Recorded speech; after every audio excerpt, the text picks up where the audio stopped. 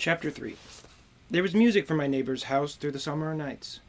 In his blue garden, men and girls came and went like moths. Among the whispering and the champagne and the stars, at high tide in the afternoon I watched his guests diving from the tower of his raft, or taking the sun on the hot sands of his beach, while his two motorboats slit the waters of the Sound, drawing aquaplanes over cataracts of foam.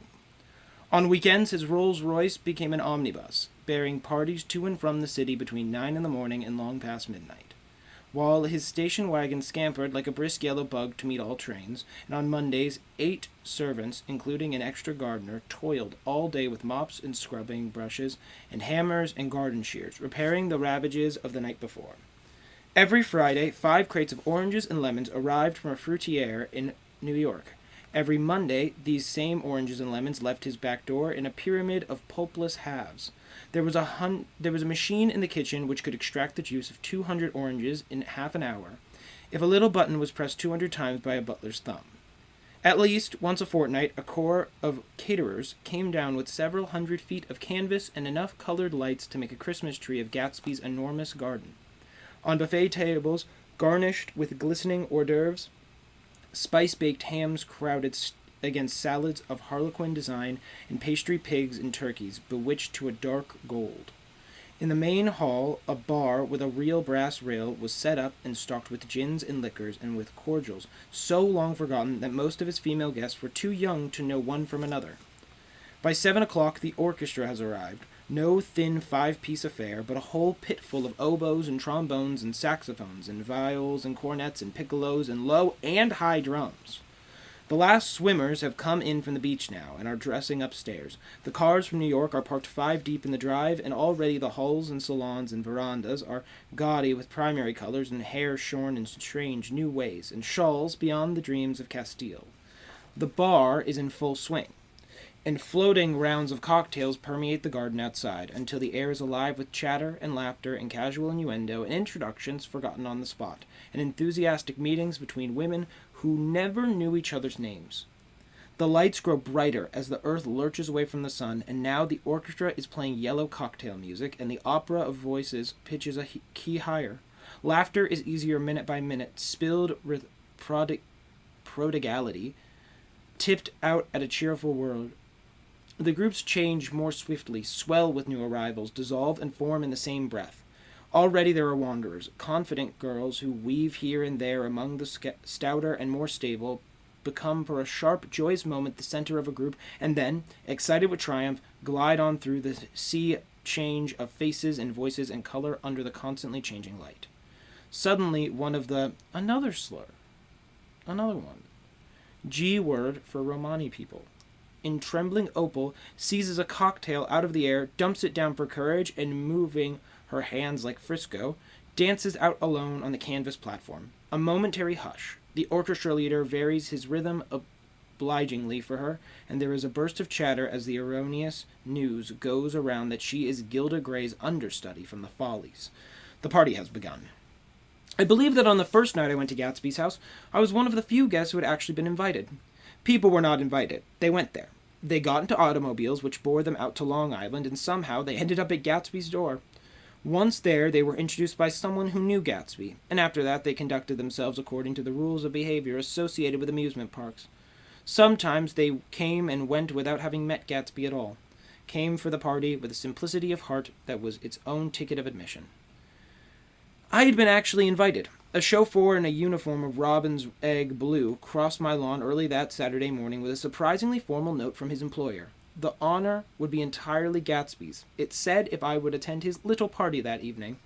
He had seen me several times and had intended to call on me long before, but a peculiar combination of circumstances had prevented it. Signed, J. Gatsby, in a majestic hand. 1 second. Let me have some water. Wow, but Gatsby, we get to meet him now. That's pretty great. Get it? Dressed up in a white flannels, I went over to his lawn a little after 7, and wandered around rather ill at ease among swirls and eddies of people I don't know.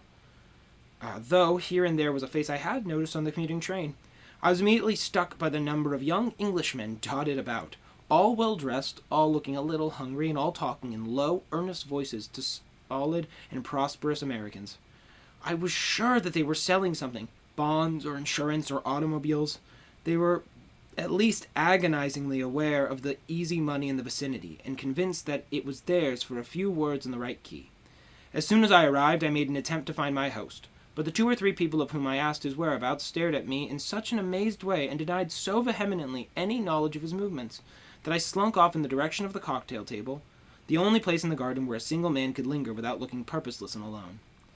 I was on my way to get roaring drunk from sheer embarrassment when Jordan Baker came out of the house and stood at the head of the marble steps, leaning a little backwards and looking with contemptuous interest down into the garden.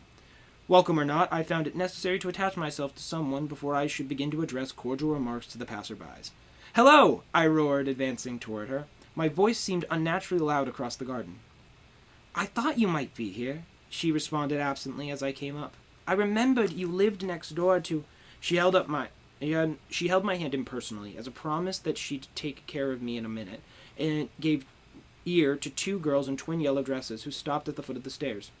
"Hello!" they cried. "Sorry you didn't win." That was for the golf tournament. She had lost in the finals the week before. "You don't know who we are," said one of the girls in yellow, "but we met you here about a month ago." "You've dyed your hair since then," remarked Jordan, and I started, but the girls had moved casually on, and her remark was addressed to the premature moon, produced like the supper, no doubt, out of a caterer's basket. With Jordan's slender golden arm resting in mine, we descended the steps and sauntered about the garden. A tray of cocktails floated at us through the twilight, and we sat down at a table with 2 girls in yellow and 3 men, each one introduced to us as Mr. Mumble. "Do you come to these parties often?" I inquired Jordan of the girl beside her.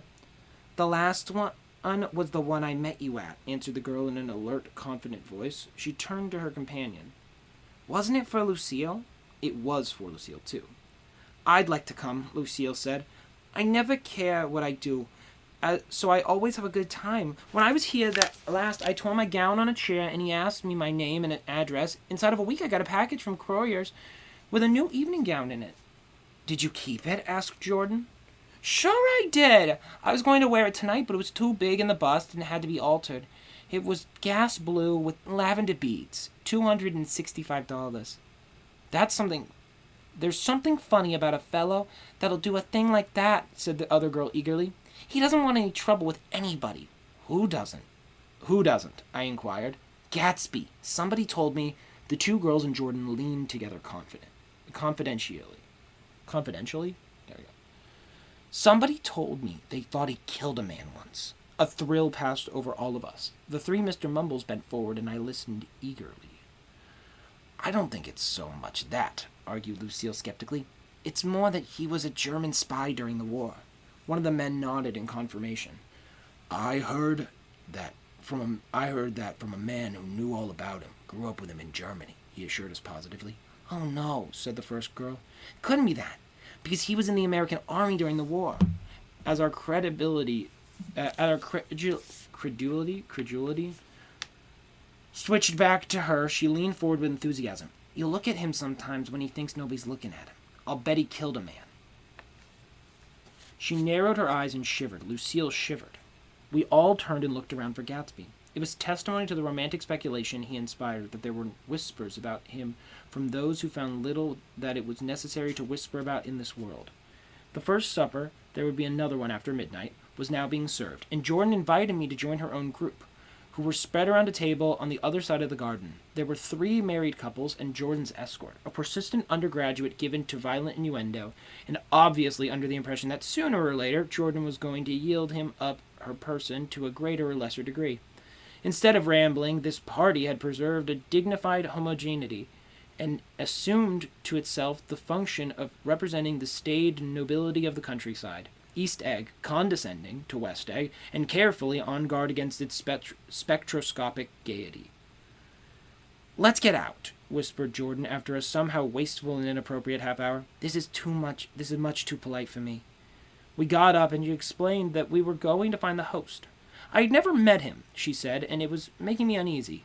The undergraduate nodded in a cynical, melancholy way. The bar where we glanced was crowded, but Gatsby was not there. She couldn't find him from the top of the steps, and he wasn't on the veranda. On a chance, we tried an important-looking door and walked into a high Gothic library paneled with carved English oak and probably transported complete from some ruin overseas. A stout, middle-aged man with enormous owl-eyed spectacles was sitting somewhat drunk at the edge of the great table, staring with unsteady concentration at the shelves of books. As we entered, he wheeled excitedly around and examined Jordan from head to foot. "What do you think?" he demanded impatiently. "About what?" He waved his hand toward the bookshelves. "About that. As a matter of fact, you needn't bother to ascertain. I ascertained. They're real." "The books?" He nodded. "Absolutely real. Every page have pages and everything. I thought they'd be a nice durable cardboard. Matter of fact, they're absolutely real. Pages and here, let me show you." Taking our skepticism for granted, he rushed to the bookcases and returned with Volume 1 of the Stoddard Lectures. "See," he cried triumphantly, "it's a bona fide piece of printed matter. It fooled me. This fellow's a regular Bolesco.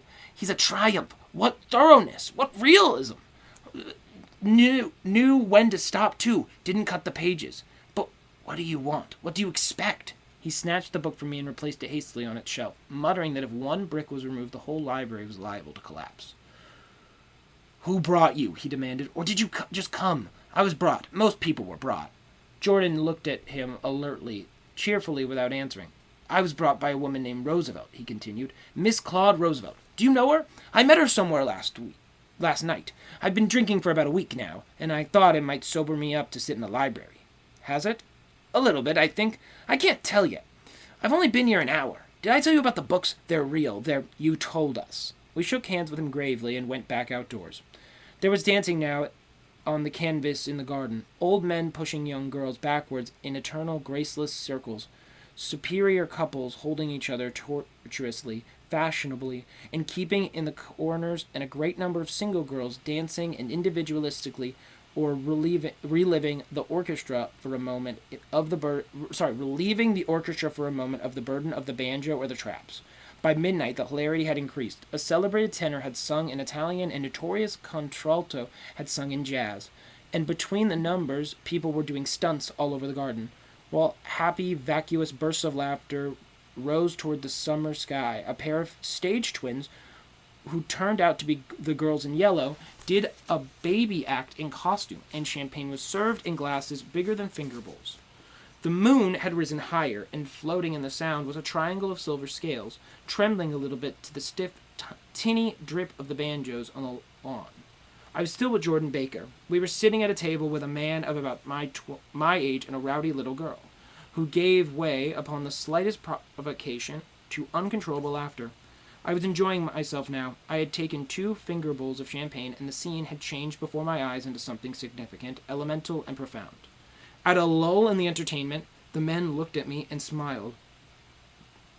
"Your face is familiar," he said politely. "Weren't you in the 3rd Division during the war?" Why, yes, I was. I was in the 28th Infantry. I was in the 16th until June 1918. I knew I'd seen you somewhere before." We talked for a moment about some wet, gray little villages in France. Evidently, he lived in this vicinity, for he told me that he had just bought a hydroplane and was going to try it out in the morning. "Want to go with me, old sport? Just near the shore along the Sound." "What time?" "Any time that suits you best." It was on the tip of my tongue to ask his name when Jordan looked around and smiled. "Having a gay time now?" she inquired. "Much better." I turned to my new acquaintance. "This is an unusual party for me." "I haven't even seen the host. I live over there." I waved my hand at the invisible hedge in the distance. And this man, Gatsby, sent over a chauffeur with an invitation. For a moment, he looked at me as if he failed to understand. "I'm Gatsby," he said suddenly. "What?" I exclaimed. "Oh, I beg your pardon. I thought you knew, old sport. I'm afraid I'm not a very good host." He smiled understandingly, much more than understandingly. It was one of those rare smiles with a quality of eternal reassurance in it that you may come across 4 or 5 times in life. It faced or seemed to face the whole external world for an instant, and then concentrated on you with an irresistible prejudice in your favor. It understood you just so far as you wanted to be understood, believed in you as you would like to be believed in yourself, and assured you that it had precisely the impression of you that, at your best, you hoped to convey. Precisely at that point it vanished, and it was looking at an elegant young roughneck, a year or 2 over 30, whose elaborate formality of speech just missed being absurd. Some time before he introduced himself, I got a strong impression that he was picking his care with words. Almost at the moment when Mr. Gatsby identified himself, a butler hurried towards him with information that Chicago was calling him on the wire. He excused himself with a small bow that included each of us in turn. "If you want anything, just ask for it, old sport," he urged me. "Excuse me, I will rejoin you later." When he was gone, I turned immediately to Jordan, constrained to assure her of my surprise. I had expected that Mr. Gatsby would be a florid and corpulent person in his middle years. "Who is he?" I demanded. "Do you know?" "He's just a man named Gatsby." "Where's he from, I mean, and what does he do?" "Now you're started on the subject," she answered with a wanton smile. "Well, he told me once he was an Oxford man." A dim background started to take shape behind him, but at her next remark, it faded away. "However, I don't believe it." "Why not?" "I don't know," she insisted. "I just don't think he went there." Something in her tone reminded me of the other girls. "I think he killed a man," and had the effect of stimulating my curiosity. I would have accepted without question the information that Gatsby sprang from the swamps of Louisiana, from the Lower East Side of New York. That was comprehensible. But young men didn't, at least in my provincial experience, I believed they didn't, drift coolly out of nowhere and by a place on Long Island Sound. I have to go to class, so we'll continue this. And I'm back from archery. To you, that probably sounded like a really instant, little skip of audio, but for me, it's been about a half hour and I hit a bullseye. So let's get right back into it. Gatsby had just walked up and then walked away. They said he was an Oxford man. Okay. "Anyhow, he gives large parties," said Jordan, changing the subject with an urbane distaste for the concrete. "And I like large parties. They're so intimate. At small parties, there isn't any privacy." There was the boom of a bass drum and the voice of the orchestra leader, and the orchestra leader rang out suddenly above the echolia of the garden. "Ladies and gentlemen," he cried, "at the request of Mr. Gatsby, we are going to perform for you Mr. Vladimir Tolstoy's latest work, which attracted so much attention at Carnegie Hall last May. If you read the paper, you know there was a big sensation." He smiled with jovial condescension and added, "Some sensation," whereupon everybody laughed. "The piece is known," he concluded lustily, "as Vladimir Tolstoy's Jazz History of the World." The nature of Mr. Tolstoy's composition eluded me, because just as it began my eyes fell on Gatsby, standing alone on the marble steps and looking from one group to another with approving eyes. His tanned skin was drawn attractively tight, and his face and his short hair looked as though it were trimmed every day. I could see nothing sinister about him. I wondered if the fact that he was not drinking helped to set him off from his guests, for it seemed to me that he grew more correct as the fraternal hilarity increased. When the jazz through the world was over, girls were putting their heads on men's shoulders in a puppyish, convivial way. Girls were swooning backward playfully into men's arms, even into groups, knowing that someone would arrest their falls. But no one swooned backward on Gatsby, and no French bob touched Gatsby's shoulder, and no singing quartets were formed with Gatsby's head for one link. "I beg your pardon." Gatsby's butler was suddenly standing beside us. "Miss Baker," he inquired, "I beg your pardon, but Mr. Gatsby would like to speak to you alone." "With me?" she exclaimed in surprise. "Yes, madam." She got up slowly, raising her eyebrow at me in astonishment, and followed the butler toward the house. I noticed that she wore her evening dress, all her dresses, like sports clothes. There was a jauntiness about her movements, as if she had first learned to walk upon golf courses on clean, crisp mornings. I was alone, and it was almost 2. For some time confused and intriguing sounds had issued from a long, many-windowed room which overhung the terrace. Eluding Jordan's undergraduate, who was now engaged in obstetrical conversation with 2 chorus girls, and who implored me to join him, I went inside. The large room was full of people. One of the girls in yellow was playing the piano, and beside her stood a tall, red-haired young lady from a famous chorus, engaged in song. She had drunk a quantity of champagne, and during the course of her song she had decided, ineptly, that everything was very, very sad. She was not only singing, she was weeping, too. Whenever there was a pause in the song, she filled it with gasping, broken sobs, and then took up the lyric again in a quavering soprano. The tears coursed on her cheeks, not freely, however, for when they came into contact with her heavily bedded eyelashes, they assumed an inky color and pursued the rest of their way in slow black rivulets. A humorous suggestion was made that she sing the notes on her face, whereupon she threw up her hands, sank into a chair, and went into a deep, vinous sleep. "She had a fight with a man who says he's her husband," explained a girl at my elbow. I looked around. Most of the remaining women were now having fights with men said to be their husbands. Even Jordan's party, the quartet from East Egg, were rent asunder by dissension. One of the men was talking with curious intent to a young actress, and his wife, after attempting to laugh at the situation in a dignified and indifferent way, broke down entirely and resorted to flank attacks. At intervals she appeared suddenly at his side like an angry diamond and hissed, "You promised!" into his ear. The reluctance to go home was not confined to wayward men. The hall was at present occupied by two deplorably sober men and their highly indignant wives. The wives were sympathizing with each other in slightly raised voices. "Whenever he sees I'm having a good time, he wants to go home. Never heard anything so selfish in my life. We're always the first ones to leave. So are we. Well, we're almost the last tonight," said one of the men sheepishly.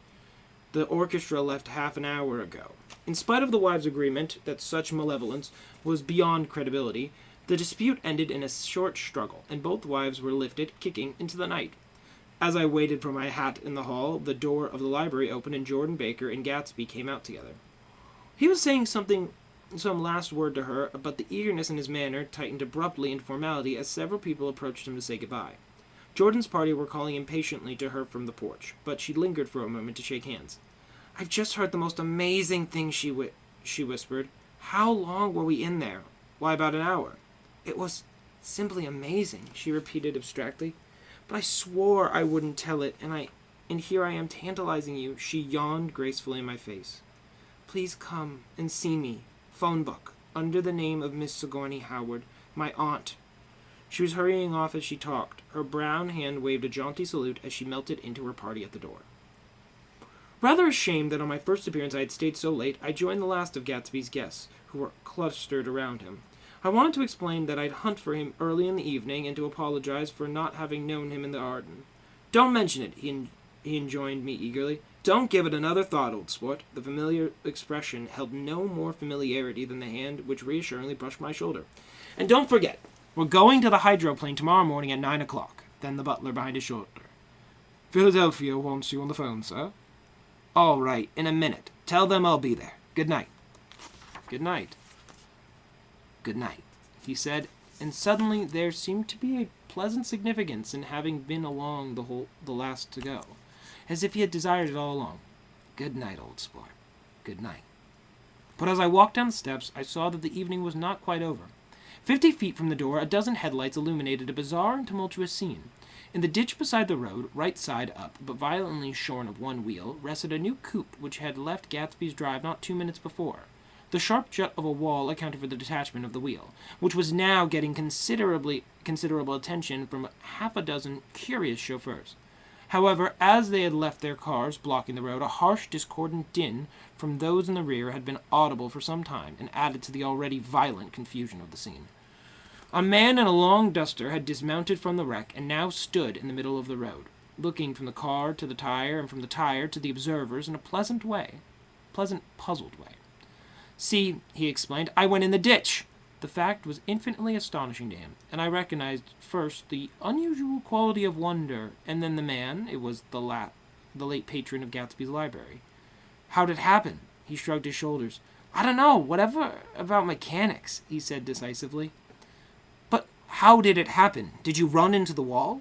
"Don't ask me," said Owl Eyes, washing his hands off the whole matter.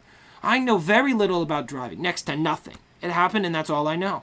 "Well, if you're a poor driver, you ought to not to try driving at night." "But I wasn't trying," he explained indignantly. "I wasn't even trying." An odd hush fell upon the bystanders. "Do you want to commit suicide? You're lucky I was behind the wheel, a bad driver, and not even trying." "You don't understand," explained the criminal. "I wasn't driving. There's another man in the car." The shock that followed this declaration found voice in a sustained "Ah!" As the door of the coupe swung slowly open, the crowd, it was now a crowd, stepped back involuntarily, and when the door had opened wide, there was a ghostly pause. Then very gradually, part by part, a pale, dangling individual stepped out of the wreck, pawing tentatively at the ground with a large, uncertain dancing shoe.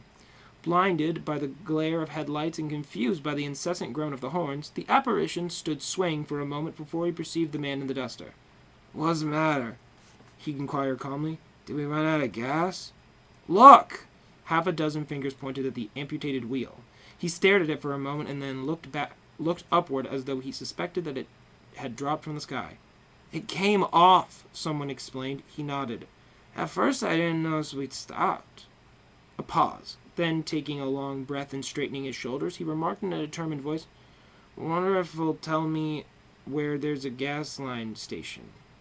At least a dozen men, some of them a little better than he was, explained to him that wheel and car were no longer joined by any physical bond. "Back off," he suggested after a moment. "Put her in reverse." "But the wheel's off." He hesitated. "No harm in trying," he said. The caterwauling horns had reached a crescendo, and I turned away and cut across the lawn towards home.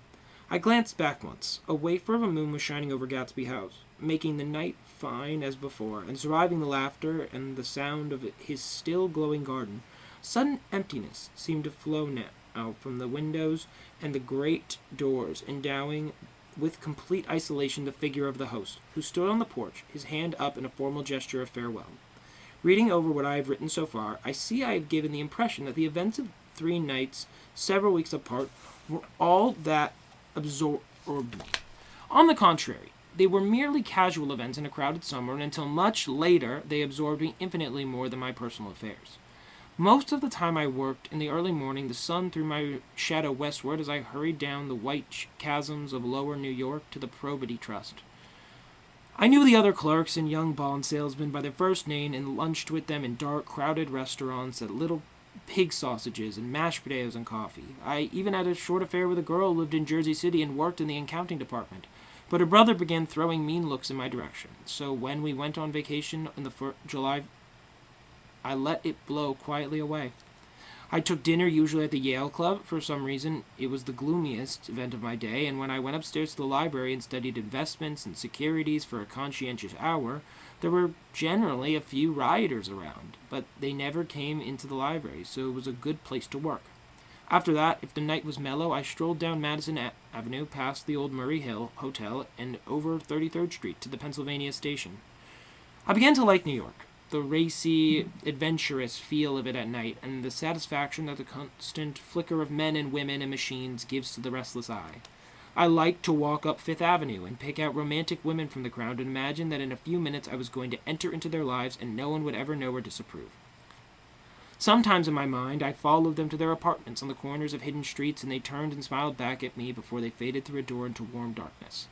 At the enchanted metropolitan twilight, I felt a haunting loneliness sometimes, and felt it in others. Poor young clerks who loitered in front of windows, waiting until it was time for a solitary restaurant dinner. Young clerks in the dusk, wasting the most poignant moments of night and life. Again, at 8 o'clock, when the dark lanes of the 40s were lined 5 deep with throbbing taxicabs bound for the theater district, I felt a sinking in my heart.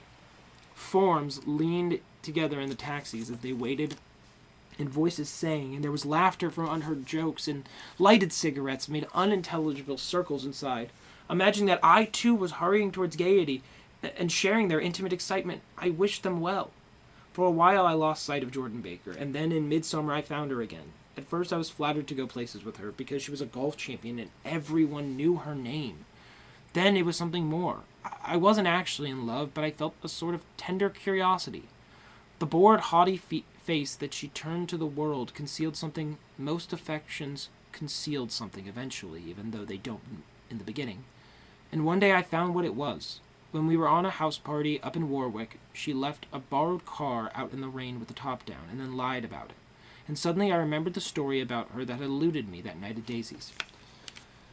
At her first big golf tournament, there was a row that nearly reached the newspapers, a suggestion that she had moved her ball from a bad lie in the semi-final round. The thing approached the properties of a scandal, then died away.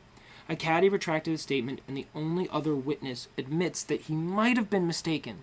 The incident and the name had remained together in my mind. Jordan Baker instinctively avoided clever, shrewd men, and now I saw that this was because she felt safer on a plane where any divergence from a code would be thought impossible.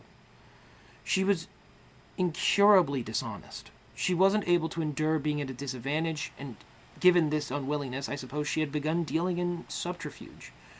When she was very young, in order to keep that cool, insolent smile turned to the world and yet satisfy the demands of her hard, jaunty body. It made no difference to me. Dishonesty in a woman is a thing you never blame deeply. I was casually sorry, and then I forgot. It was on the same house party that we had a curious conversation about driving a car. It started because she passed so close to some workmen and that our fender flicked a button on one man's coat. "You're a rotten driver," I protested. "Either you ought to be more careful or you ought not to drive at all."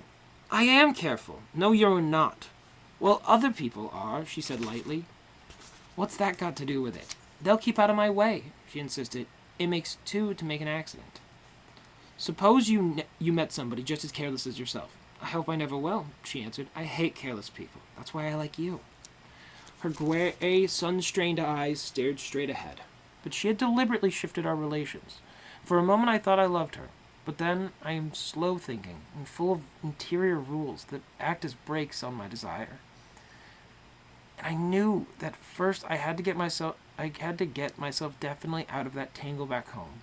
I've been writing letters once a week and signing them "Love, Nick," and all I could think of was how, when that certain girl played tennis, a faint mustache of perspiration appeared on her upper lip. Nevertheless, there was a vague understanding that had been tactfully broken off before I was free. Everyone suspects himself of at least one of the cardinal virtues, and this is mine. I am one of the few honest people that I have ever known. End of chapter 3. He doesn't seem very truthful to me. I think he seems like a little bit of a liar, but hey, I don't know.